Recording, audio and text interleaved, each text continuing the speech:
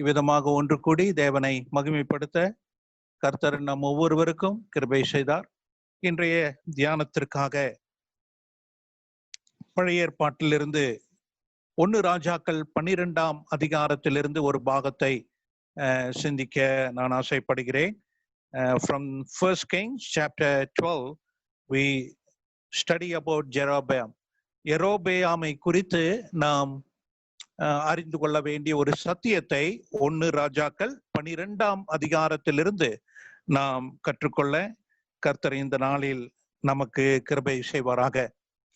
யெரொபெயாமை குறித்து பார்க்கும் பொழுது he was a servant of Solomon. சாலமோனுடைய ஒரு வேலைக்காரனாக இருந்தவன் தான் யெரொபெயாம் என்பதை நாம் அறிந்திருக்கிறோம்.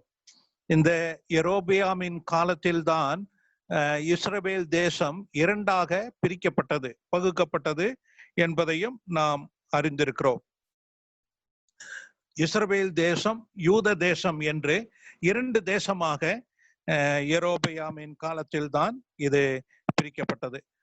ரெகோபெயாம் என்று இன்னொரு நபரை குறித்து நாம் வாசிக்கிறோம்.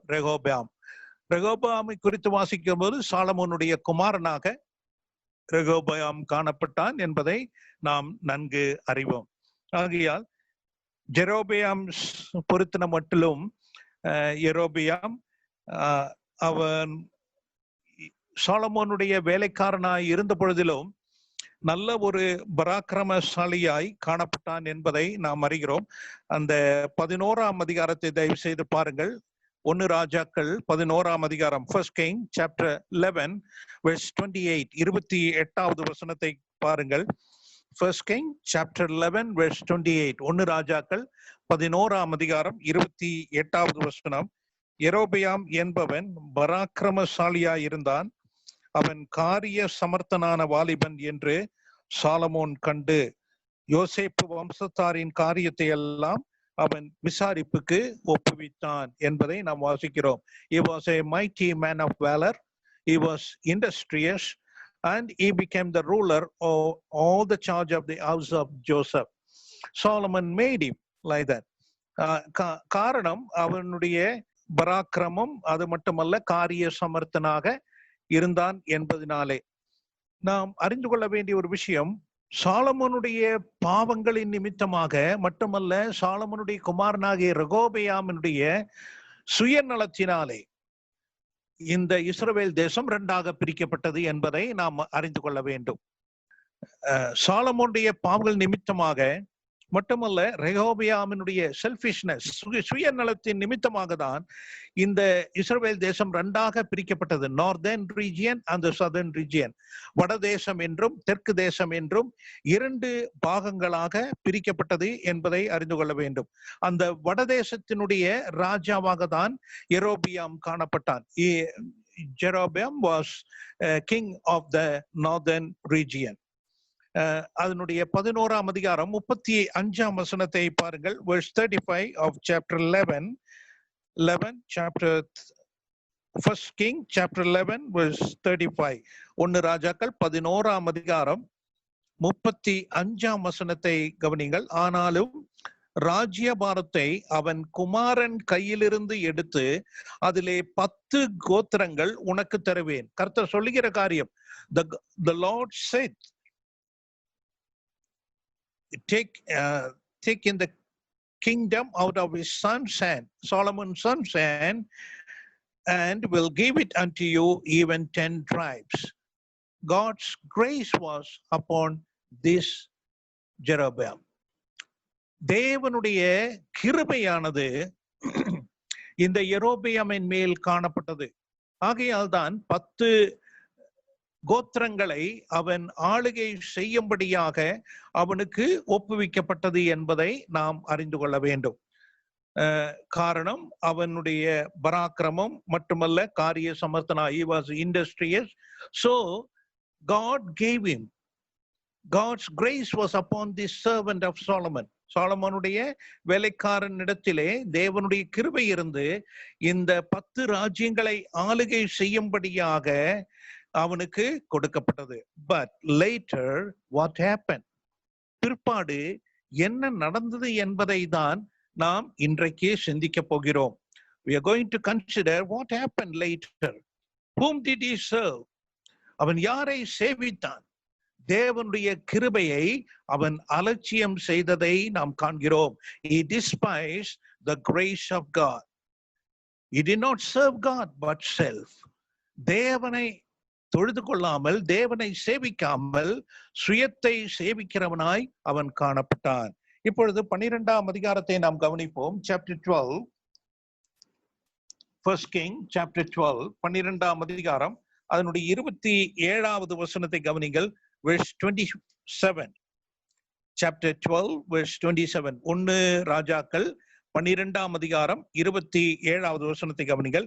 இந்த ஜனங்கள் எருசலேமில் உள்ள கர்த்தருடைய ஆலயத்திலே பலிகளை செலுத்த போனால், இந்த ஜனங்களின் இருதயம் யூதாவின் ராஜாவாகிய ரெகொபெயாம் என்னும் தங்கள் ஆண்டவன் வசமாய் திரும்பி, அவர்கள் என்னை கொன்று போட்டு யூதாவின் ராஜாவாகிய ரெகொபெயாமின் பாரிசமாய் போய்விடுவார்கள் என்று தன் மனதிலே சிந்தித்துக் கொண்டிருந்தான். In English, when you see in verse 26, he said in his heart. That's what. தமிழ்ல 27ஆம் வசனத்தில் கடைசியிலே வாசிக்கிறோம், என்று தன் மனதிலே சிந்தித்துக் கொண்டிருந்தான். He said in his heart. That's the damage. அங்கேதான் இதனுடைய சேதாரத்தை நாம் பார்க்கிறோம். மனதிலே சிந்திக்கிற காரியம், நாம் என்ன சிந்திக்கிறோம், அதுதான் மிக பிரதானமாய் வருகிற ஒரு காரியமாய் இருக்கும். எந்த நிலைமையிலும் கர்த்தர் ஒரு காரியத்தை செய்கிறார் என்றால் அது அவருடைய சித்தத்தின்படி எல்லாவற்றையும் அவருடைய கிருபையினால் செய்கிற என்பதை உணர வேண்டும். If these people go up to do sacrifice in the house of the Lord at Jerusalem, they shall the heart of the people turn again unto their Lord, to Rehoboam. So this Jeroboam says, Jeroboam என்ன சொல்கிறான்? ரெகொபெயாமின் இடத்தில் அவர்களுடைய இருதயம் திரும்பிவிடும். They will naturally kill me. அவர்கள் என்னை கொன்று விடுவார்கள். இங்க என்ன நாம் காண்கிற ஒரு காரியம், சுயநலத்தை நாம் காண்கிறோம். Is selfishness. சுயநலத்தினால் செய்த முதல் தவறு என்ன? There should not be any damage to his reign, to his ruling. என்னுடைய ராஜ்ய பாரத்திற்கு எந்த ஒரு சேதாரமும் உண்டாகக்கூடாது. என்னுடைய பெயருக்கு எந்த ஒரு சேதாரமும் உண்டாகக்கூடாது. என்னுடைய புகழுக்கு எந்த ஒரு சேதாரமும் உண்டாகக்கூடாது. There should not be any damage to my name. There should not be any damage to my reputation. There should not be any damage to my reigning. என்ற ஒரு சுயநலத்தினாலே அவன் செய்த காரியம் என்ன? What he did. முதலாவது அவன் செய்த காரியம், he changed the God of Israel. இஸ்ரவேலின் தேவனை அவன் மாற்றினதை கவனியுங்கள். 28ஆம் வசனத்தில் என்ன காண்கிறோம்? Verse 28, what we did, read there. ஆகையால் ராஜாவானவன் யோசனை பண்ணி பொன்னினால் 2 கன்றுக்குட்டிகளை உண்டாக்கி ஜனங்களை பார்த்து, நீங்கள் எருசலேமுக்கு போகிறது உங்களுக்கு வருத்தம்.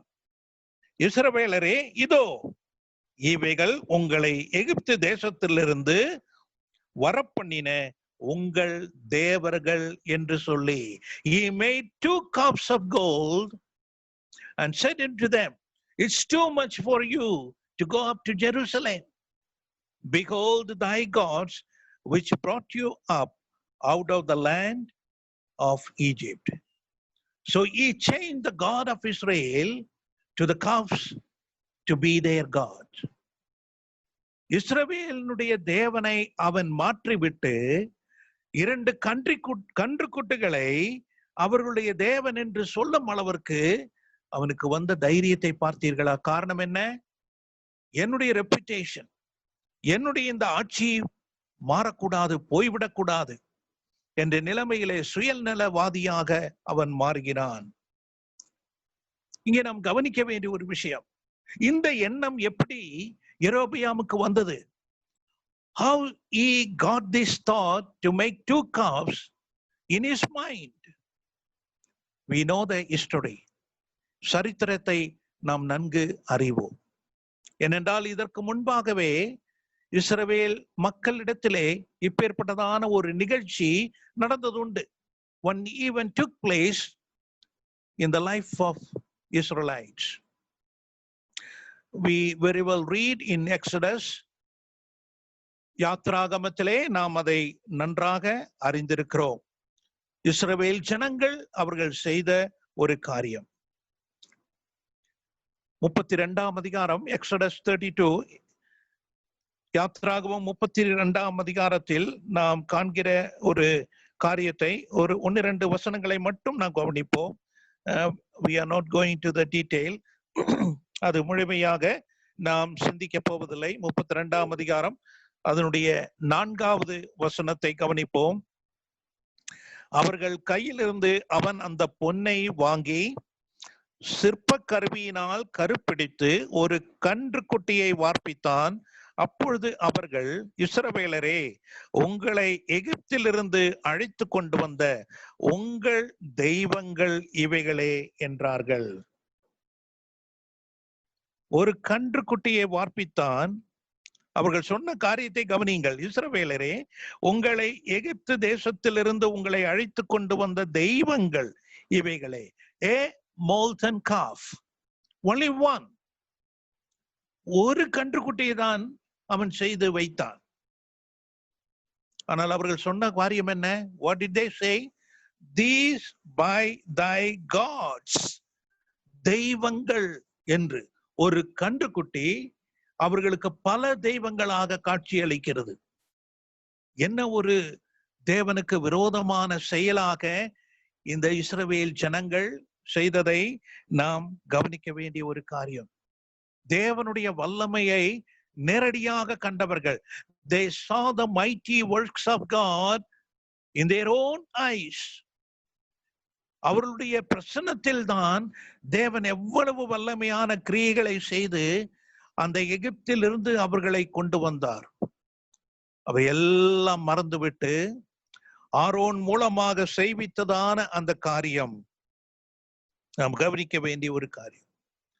ஏன் இதை நாம் சற்று நிதானிக்க வேண்டிய ஒரு காரியம். We need to understand why did they make the calves. இந்த கன்றுக்குட்டியை செய்வதனுடைய காரணம் என்ன? While they were in Egypt, அவர்கள் எகிப்திலே இருக்கிற வேளையில் எகிப்திலே 10 தெய்வங்கள் இருந்தார்கள். There were 10 gods in Egypt and one of the gods was this calf. அந்த 10 தெய்வங்களிலே ஒரு தெய்வம் இந்த கன்றுக்குட்டி. ஏனென்றால் எகிப்து தேசத்தார் நம்பியிருந்த ஒரு காரியம், எங்கள் தேசத்தையே, தேசத்தில் உள்ள மக்களையே சுமக்கிற தெய்வம் தான் இந்த தெய்வம் என்று அவர்கள் விசுவாசித்திருந்தார்கள், நம்பி இருந்தார்கள். ஆகையால் தான் மற்ற தெய்வங்களை எல்லாம் உண்டாக்காமல் ஆரோன் மூலமாக இந்த ஒரு கன்றுக்குட்டியை உண்டாக்குவதனுடைய காரணம் அதுதான். உங்களை சுமந்து வந்த, உங்களை எகிப்தில் இருந்து சுமந்து வந்த உங்கள் தெய்வங்கள் என்று சொல்லும் அளவிற்கு. காரணம், சுமக்கிற ஒரு தெய்வமாக இவர்களுக்கு பரிச்சயம் உள்ள ஒரு தெய்வம் எகிப்திலே இந்த கன்றுக்குட்டி. They were familiar with the calf. While they were in Egypt, they knew it. The bearing God is this calf. And that's why Aaron made the calf with the gold molten calf he made. And so that they believed, this is the God which bore us from Egypt down to here.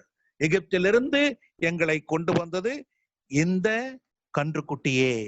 சற்று சிந்தித்து பாருங்கள், தேவனுக்கு எவ்வளவு எரிச்சல் உண்டாயிருக்கும், தேவனுக்கு எவ்வளவு கோபம் உண்டாயிருக்கும். அதை தான் நாம் யாத்ராகமம் 9ஆம் அதிகாரத்தில் காண்கிற ஒரு காரியத்தை கவனிக்க வேண்டும். Chapter 9 of Exodus, verse 3. யாத்ராகமம் 9ஆம் அதிகாரம் அதனுடைய 3வது வசனத்தை கவனிங்கள். கர்த்தருடைய கரம் வெளியில் இருக்கிற உன் மிருகன் ஜீவன்களாகிய குதிரைகளின் மேலும் கழுதைகளின் மேலும் ஒட்டகங்களின் மேலும் ஆடு மாடுகளின் மேலும் இருக்கும். மகா கொடிதான கொள்ளை நோய் உண்டாகும். தேவனுடைய உக்கிரத்தை கவனியுங்கள். The wrath of God, the judgment of God. God says here, the Lord hand was upon the cattle and upon the oxen, sheep, and they said it will be very grievous plague. அது மகா கொடிதாய் இருக்கும் என்று, கொள்ளை நோயாய் இருக்கும் என்று கர்த்தர் சொல்லுகிற ஒரு காரியம். மகா கொடிதான கொள்ளை நோய். It's the judgment of God. தேவனுடைய நியாய தீர்ப்பு. அது அந்த கேட்டில் மேலும் ஆடு மாடுகளின் மேலும் காணப்படும் விதமாக ஏன் தேவன் செய்கிறார்? தேவன் படைத்த இந்த ஜீவிகள், மனிதனுக்காக படைத்த இந்த ஜீவிகளையே அவர்கள் தெய்வங்களாக மாற்றுகிறார்கள். தேவனுடைய உக்கிரமான கோபம். The wrath of God. When they make these sort of creatures which was made for human being, they made themselves as gods. They were changing the God of Israel into the calves. For the Egyptian, the calf is their gods. எகிப்தியர்களுக்கு அந்த கன்றுக்குட்டி அவர்களுடைய தெய்வமாய் காணப்பட்டது. ஆகையால் தேவன் நிரூபிக்கிறார், there is only true God. ஒரே ஒரு ஜீவனுள்ள தெய்வம், மெய்யான தெய்வம், அவர் இஸ்ரவேலின் தெய்வம். ஆனால் அந்த இஸ்ரவேலின் தெய்வம் என்று சொல்லுவதற்கு இப்பொழுது இல்லை. We need to understand, my dear believers, God has kept us as Christians, not as nominal Christian. ஏதோ பெயர் கிறிஸ்தவர்களாக இந்த உலகத்தில் வாழ நம்மை ஆண்டவர் தெரிந்து கொள்ளவில்லை. சீஷர்களுக்கு முதலாக கிறிஸ்தவர்கள் என்ற பெயர் வழங்கிற்று அந்தியோக்கியாவில். காரணம் என்ன? கிறிஸ்துவினுடைய அடிச்சுவடுகளை பின்பற்றி கிறிஸ்துவினுடைய சுபாவத்தை கொண்டவர்களாய் வாழக்கூடிய நிலைமையிலே we need to understand here, not just nominal Christian.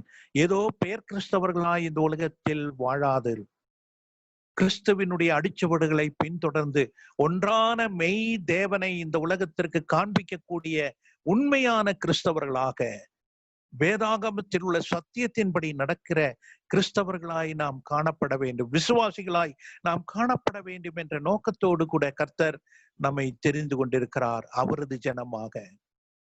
God had chosen the people of Israel to be his own God, to show forth to the world that the God is the God of Israel. கிறிஸ்துவுக்குள் நம்மையும் தெரிந்து கொண்டது அதே நோக்கத்தோடு கூட. கிறிஸ்துவின் மூலமாக நாம் பெற்றிருக்கிற இந்த ஆனந்த பாக்கியத்தை இந்த உலகத்திற்கு காண்பிக்கிறோம். There is only one true God. ஒரே ஒரு மெய்யான தேவன், நம்முடைய ஆண்டவராகிய இயேசு கிறிஸ்துவுக்குள் நாம் அறிந்திருக்கிறதான இஸ்ரவேலின் தேவன், பிதாவாகிய தேவன். அந்த தேவனுடைய பிள்ளைகளாய் நாம் காணப்படுகிறோம் என்பதே. ஆகையால் இஸ்ரவேலுடைய இந்த பாவமானது அவர்களுடைய ஆவிக்குரிய கண்களை குருடாக்கி போட்டது. அவர்கள் எந்த தேசத்தில் இருந்தார்களோ அந்த தேசத்தினுடைய காரியங்களை கடைபிடித்ததனால் அல்லவா இந்த விதமான சம்பவம் ஏற்பட்டது. God has kept us in this world, in this wicked world, in this Gentile world. இந்த புறஜாதி தேசத்தில் தான் கர்த்தர் நம்மை தெரிந்து கொண்டு இங்கே வைத்திருக்கிறார். ஆகையால் இந்த தேசத்தில் உள்ள எந்த விதமான புறஜாதிகளுடைய ஒரு காரியமும் நம்மில் காணப்படக்கூடாது என்பதில் தேவன் வைராக்கியமாய் இருக்கிறார். Our God is very jealous that there should not be anything of this Gentile world come into our life. நம்முடைய வாழ்க்கையில் அது வந்துவிடக் கூடாது. ஏனென்றால் அது நம்முடைய ஆவிக்குரிய கண்களை குருடாக்கிவிடும். இங்கே நடந்தது அது அல்லவா? The people of Israel, because of their sins, இவ்விதமான காரியம் செய்தபடியால் அவர்களுடைய கண்கள், ஆவிக்குரிய கண்கள் குருடாக்கப்பட்டது. தேவன் சொல்லுகிறார், யாத்திராகமம் 19ஆம் அதிகாரத்தில் நாம் வாசிக்கிறோம், நான் உங்களை சுமந்து கொண்டு வந்தேன். How did I bear you? கர்த்தர் சொல்லுகிறார், நான் உங்களை சுமந்து கொண்டு வந்தேன்.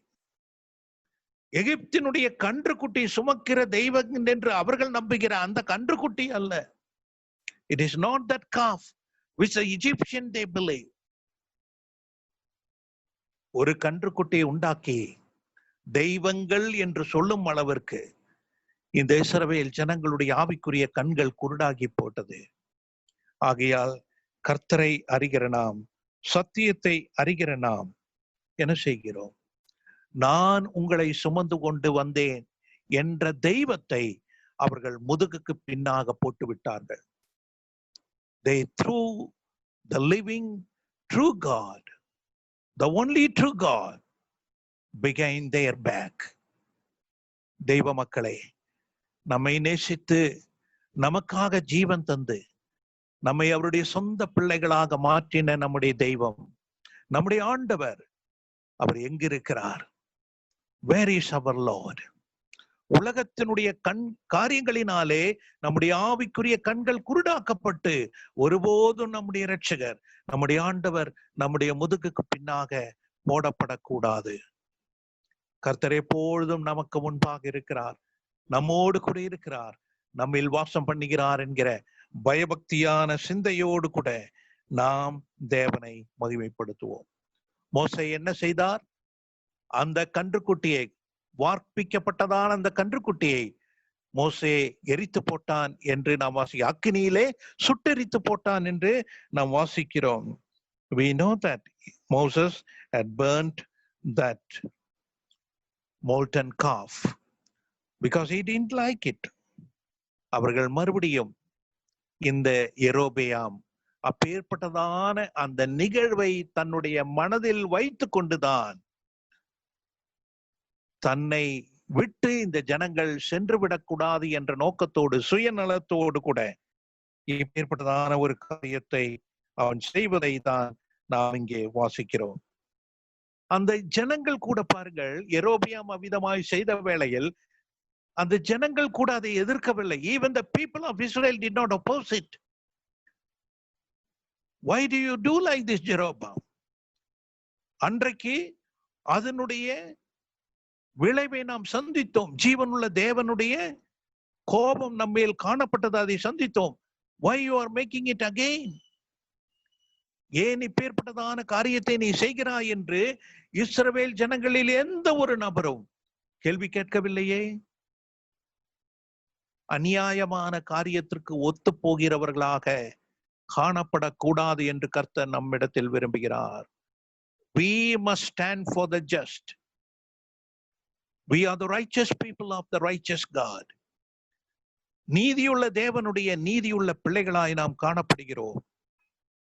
எப்பேற்பட்ட ஜனங்களாய் இருந்தாலும், பெரிய தலைவராய் இருக்கட்டும், யாராய் இருக்கட்டும், இவன் ராஜாவாய் இருக்கட்டும், எந்த ஒரு நபரும் கேள்வி கேட்கவில்லையே, ஏன் இதை செய்கிறாய் என்று. தெய்வ பிள்ளைகளே, சத்தியம் எப்பொழுதும் தனித்திருக்கும். சத்தியத்தில் எந்த விதமான காம்ப்ரமைஸும் இல்லை, சமரசமும் இல்லை. அதை நாம் உணர்ந்து உண்மையான ரட்சிக்கப்பட்ட தெய்வ பிள்ளைகளாக சத்தியத்திற்கு கை கொடுக்கும் விதமாக நம்முடைய வாழ்க்கை நாம் காணப்பட வேண்டும். இஸ்ரவேலின் தேவனையே இந்த யெரொபெயாம் மாற்றிவிட்டான். This Jeroboam changed the God of Israel and made calves to be worshipful thing. ஆராதிக்கும் ஒரு காரியமாக 2 கன்றுக்குட்டிகளை அவன் உண்டாக்குவதை தான் நாம் இங்கே காண்கிறோம். Christ is our center of worship. கிறிஸ்துவானவர் ஒருவரே நம்முடைய ஆராதனையின் மையமாய் இருக்கிறார். கலாத்தியர் எழுதிய நிருபத்தில் அப்போஸ்தலனாகிய பவுல் சுட்டி காண்பிக்கிற ஒரு வசனத்தை மட்டும் வாசித்து நாம் முடிப்போம் இந்த நாளிலே. Let us conclude reading 1 or 2 verses from Galatians. கலாத்தியர் எழுதிய நிருபம் 4ஆம் அதிகாரம், chapter 4 of Galatians. கலாத்தியர் எழுதிய நிருபம் 4ஆம் அதிகாரம், Galatians chapter 4 verse 6, 6ஆம் வாக்கியம். மேலும் நீங்கள் புத்திரராய் இருக்கிறபடியினால் அப்பா பிதாவே என்று கூப்பிடத்தக்கதாக தேவன் தமது குமாரனுடைய ஆவியை உங்கள் இருதயங்களில் அனுப்பி இருக்கிறார். If we call Abba Father, நாம் அப்பா பிதாவே என்று ஜீவனுள்ள தேவனை அழைக்கிறோம் என்றால், it's not because of our spirit. நம்முடைய ஆவியினாலே அப்படி அழைப்பது கிடையாது. It is because of the spirit of his son. அவருடைய குமாரனுடைய ஆவியினாலே தான் நாம் அப்படி அழைக்கிறோம். யோவான் 17ஆம் அதிகாரத்தில் நம்முடைய ஆண்டவருடைய ஜெபத்தை நாம் சிந்திக்க வேண்டும். We need to consider our Lord's prayer in John's Gospel chapter 17. He calls there, Father, oh Father, பிதாவே என்று அவர் அழைக்கிறார். நெக்ஸ்ட், அடுத்ததாக பரிசுத்த பிதாவே, Holy Father என்று அழைக்கிறார். Thirdly, he calls righteous Father, நீதியுள்ள பிதாவே என்று அழைக்கிறார் ஜெபத்திலே. Oh Father, Holy Father, righteous Father. அவருடைய ஜெபத்திலே நாம் அதை காண்கிறோம். பிதாவே, பரிசுத்த பிதாவே, நீதியுள்ள பிதாவே என்று ஆண்டவர் அங்கே கூப்பிடுகிறதை நாம் அறிந்திருக்கிறோம். அந்த குமாரனுடைய ஆவியை நாம் பெற்றிருக்கிறபடியால் தான் ஜீவனுள்ள தேவனை பிதாவே என்று அழைக்கும் ஸ்லாக்கியம் நாம் பெற்றிருக்கிறோம். அதுதான் புத்திர ஸ்லாக்கியம். புத்திரராய் இருக்கிறபடியால், கிறிஸ்துவுக்குள் நாம் இந்த ஸ்லாக்கியம் பெற்றபடியால், this sonship we have obtained through this Christ. Because of the spirit of this Christ, we call the Holy God as Father, Abba, Father. Next we see in verse 7, 7ஆம் வசனத்தை கவனியுங்கள். ஆகையால் இனி நீ அடிமையாயிராமல் புத்திரனாய் இருக்கிறாய். நீ புத்திரனேயானால் கிறிஸ்து மூலமாய் தேவனுடைய சுதந்திரமாய் இருக்கிறாய். நீ அடிமை அல்ல. You are no more under bondage. You obtain the sonship. புத்திரனாய் இருக்கிறாய். கிறிஸ்துவுக்குள் நீ புத்திரனானால் தேவனுடைய Sudan. God's inheritance you have obtained through Christ. You are heir through Christ. God's heir through Christ. Because you are the son. நாம் தேவனுடைய புத்திரர் என்ற அந்த உன்னதமான சிந்தை, அந்த ஆவிக்குரிய கண்களை திறந்தவர்களாய் நாம் காணப்பட வேண்டும். ஆகையால் யெரொபெயாம் செய்த அந்த சுயநலமான காரியத்தை போல ஒருபோதும் தேவனை தொழுது கொள்கிற, சேவை செய்கிற காரியங்களில் எந்த ஒரு மாற்றமும் வந்துவிடக்கூடாது. 9ஆம் வசனத்தை கவனிங்கள். 4:9, chapter 4 verse 9. இப்பொழுதோ நீங்கள் தேவனை அறிந்திருக்க அல்லது தேவனாலே அறியப்பட்டிருக்கிற பலனற்றதும் வெறுமையானதுமான அவ்வழிபாடுகளுக்கு நீங்கள் மறுபடியும் திரும்பி மறுபடியும் அவைகளுக்கு அடிமைப்படும்படி விரும்புகிறது எப்படி? How clearly the word of God says. எவ்வளவு தெளிவாக வேதம் சொல்லுகிறது நாம் கவனிக்க வேண்டும். You have known God, or rather known by God. தான் மிக முக்கியம். நான் தேவனை அறிந்திருக்கிறேன், தேவனும் என்னை அறிந்திருக்கிறார். இந்த இரண்டு பக்கமும் ஒன்றாக சரியாக இருந்தால் தேவனுடைய உண்மையான பிள்ளைகளாக இந்த பூமியிலே காணப்படுவோம். என்ன? The beggarly elements, வெறுமையானதுமான வழிபாடுகள், the beggarly elements which you desire again to be in bondage. அவ்வழிபாடுகளுக்கு அடிமைப்படும்படி விரும்புகிறது எப்படி? ஆகையால் தேவனை அறிந்த ஒரு பிள்ளை, தேவனாலே அறியப்பட்ட ஒரு பிள்ளை, இதுதான் கிருபை என்று சொல்லுவது. This is called grace. யெரொபெயாம் நாட்களில் அவனுடைய வாழ்வில் சுயநலத்தினாலே ஏற்பட்டதான பயங்கரமான ஒரு சம்பவம், தேவன் வெறுக்கிற ஒரு காரியம், தேவன் கோபப்படுகிற ஒரு காரியம் ஒருபோதும் நம்முடைய வாழ்க்கையில் கண்டுவிடாதபடி, காணப்படாதபடி நம்முடைய ஆவிக்குரிய கண்கள் ஒருபோதும் இந்த உலகத்தினுடைய அநேக காரியங்களினாலே குருடாகி போகாமல் இருக்க நாம் எந்த விதத்திலும் என்னுடைய ரெப்புடேஷன், என்னுடைய புகழ், என்னுடைய நேம், என்னுடைய இந்த வாழ்க்கை சேதாரம் அடையக்கூடாது என்ற நோக்கத்தோடு கூட சமரசம் செய்வது ஒரு தேவ பிள்ளைக்கு தவறான காரியமாயிருக்கும். There should not be any compromise, because my reputation will be damaged. My name will be damaged. My fame will be damaged. My everything will be damaged. So we need to be very careful, my dear brothers and sisters. There should not be any compromise. எந்த விதத்திலும் ஒரு சமரசம் இல்லாமல் யாரை நான் சேவிக்கிறேன்? Whom do I serve? Do I change the God of Israel, as Jeroboam said?